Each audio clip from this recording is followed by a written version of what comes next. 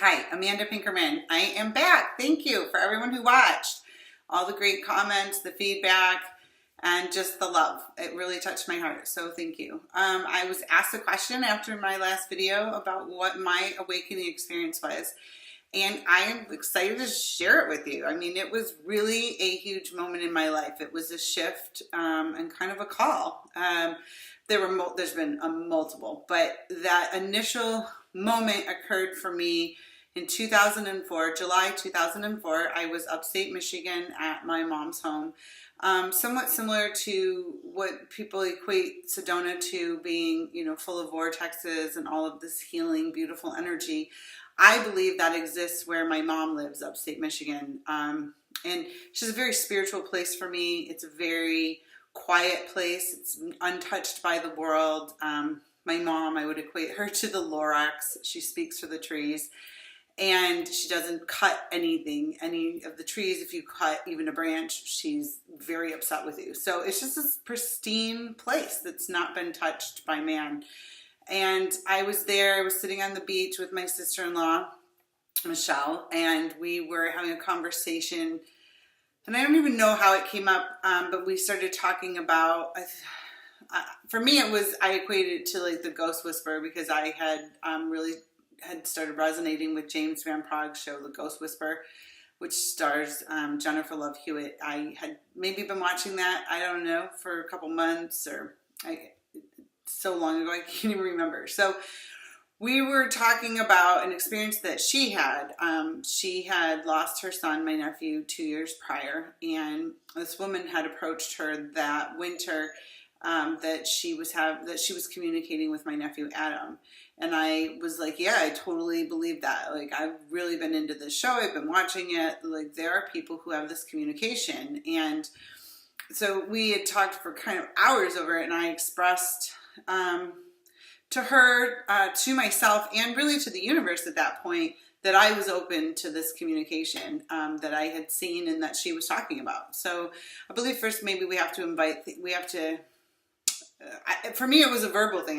Verbalizing it for me made it manifest, I believe, on many levels. So then that night I was getting a bottle for my son. He was 6 months old at that time. It was the middle of the night, and I was up in the kitchen trying just to be really quiet. I didn't want to wake anyone up. And I had this instantaneous moment where I got super cold, like my whole body frozen.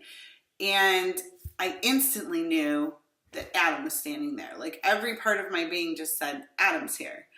And so I had this conversation with him telepathically. I think it was very brief. I was pretty freaked out, but I was open to it. And so here I had expressed my openness, and now I was experiencing it. And this was within like 12 hours. So that for me, it was an undeniable moment that I experienced. I felt it, I was aware of it, and it shifted my entire world. I would say prior to that, I had a lot of questions. I considered myself to be more agnostic than anything, and this was this clear defining moment. Okay, that's real. So now what? From there, I'd say that my son led the way, or blazed the trail. He was incredibly intuitive. At 18 months old, he had complete complex sentences. He was diagnosing himself medically. Like 2 days prior to getting sick, he would tell me about his symptoms and what he was going to receive and how his body was going to process it. I mean, really? 18 months old. He would medically diagnose other people as well. I couldn't understand it. A lot of things started happening around him. In fact, I was carrying him when I experienced my nephew. So he was a trigger maybe, or something to awaken me. All of my children have gifts, but my relationship with my son and him bringing me to my awakening to remember who I was, I think it sticks out more, although even though my girls can do things now and are quite incredible. So fast forward 4 years that was 2004. Then in 2008, we had been living in the desert of Southern California for about a decade, and we had this opportunity to kind of take a year off and go travel. So we went and stayed at my mom's house for 4 months, and I had this profound time of just being able to relax and slow down. It took me at least 3 to 4 weeks to even come, like I was so wired up that I couldn't calm myself or quiet my mind. But after about 4 weeks, I finally started to quiet myself, quiet my mind, and I wanted to learn about meditation. So I bought a series, Unlocking Your Intuitive Gifts, I think, by Laura Alden Cam. And I listened to the whole series, and I would sit and I would try to meditate. And somewhere along the way, I started waking up in the morning, in the middle of the night at 4:44 a.m.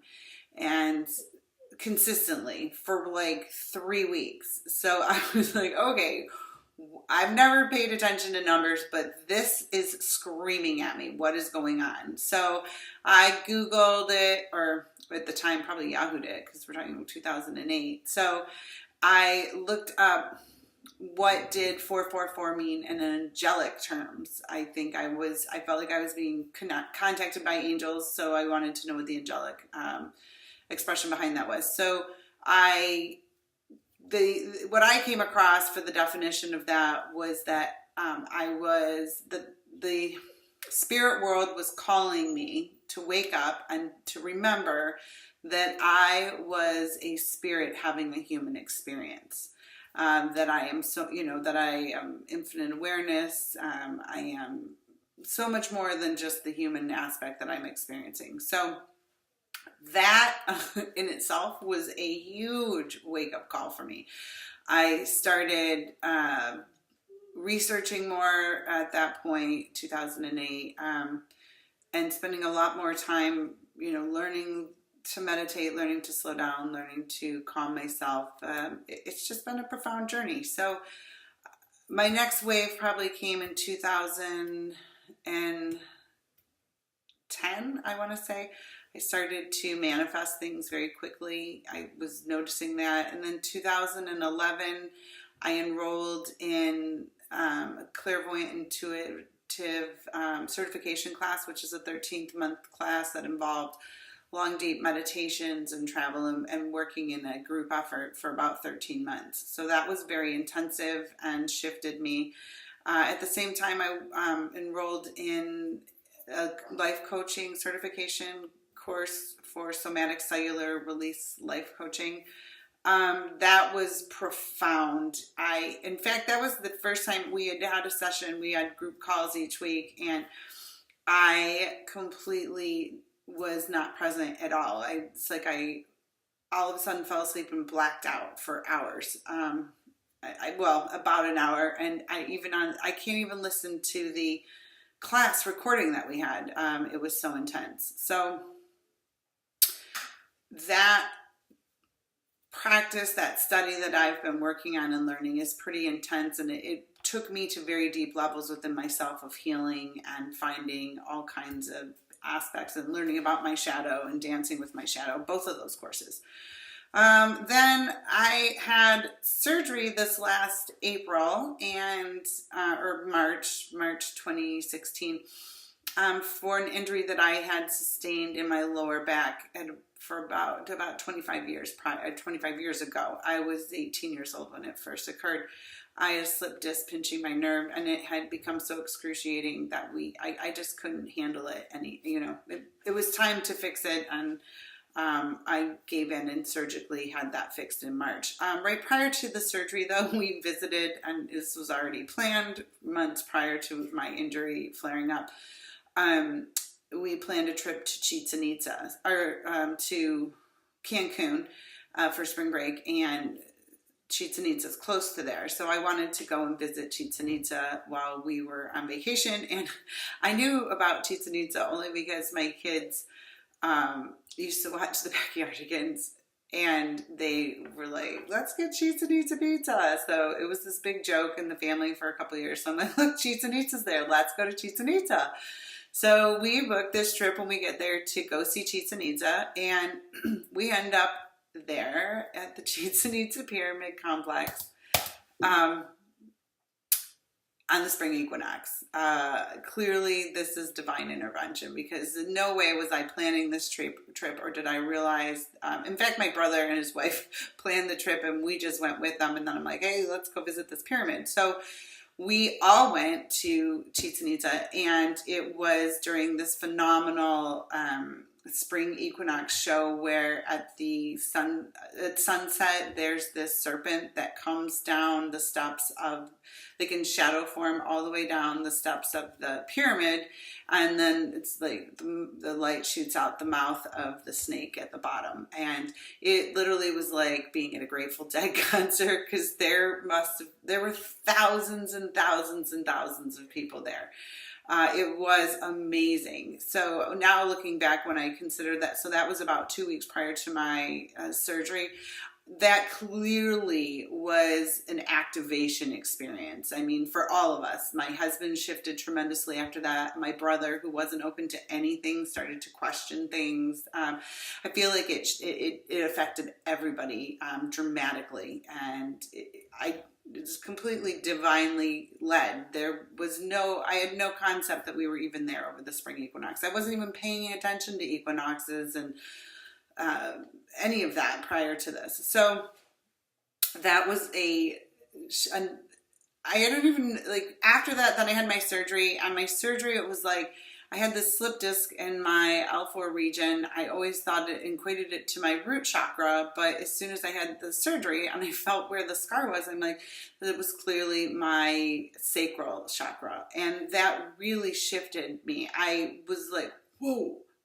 All this time I've been focusing on my root, and it was always in my sacral chakra. And once I came to that realization, I knew why the injury had manifested physically in my body, and I was able to unravel why I had gallbladder issues and all of the anger that I held in my body. And I was always looking for who I was angry at or who I was having issues with, and it came down to, it was me. I was having it for myself. So that realization came from the epiphanies following my surgery. In addition, I felt like that I had been two beings, two separate halves, kind of dead in the center. And here now I was connected. It was very energizing to have my whole body back together again. It's my rabbit jumping around in the background. It's pouring here in Southern California, so wanted to bring Thumper in so he didn't get frozen in the rain. Anyways, so yeah, after my surgery, it was amazing. It was like this electrical current shot through my body.